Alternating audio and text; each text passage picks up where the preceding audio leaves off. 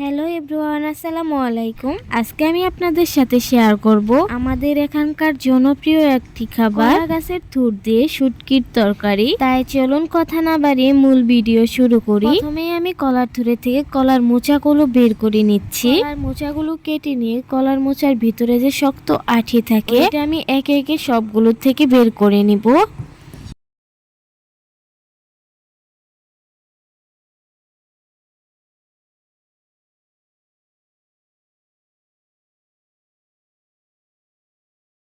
কলার মোচা থেকে সবগুলো আঠি বের করে নেওয়ার পর সবগুলো আমি ধুয়ে নিব।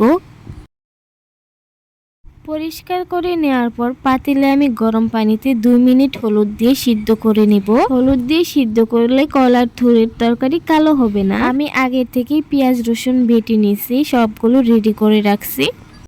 আরও সাথে নিয়েছি একটা বড় সাইজের আলু। এবার কড়াইয়ে তেল গরম করে পেঁয়াজ রসুন বাটা সামান্যভাবে ভেজে নিব। কিছুক্ষণ ধুয়ে রাখা শুটকি মাছগুলো ভেজে নিব। ভেজে নেওয়ার পর সবগুলো মশলা দিয়ে কষিয়ে নিব।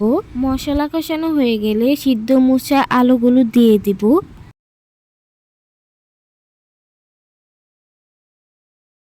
ভালোভাবে কষানো হয়ে গেলে 1 গ্লাসের মতো পানি দিয়ে দিব। পানি দেওয়ার পরে অল্প আছে 5-6 মিনিট রান্না করে নিলেই হয়ে যাবে।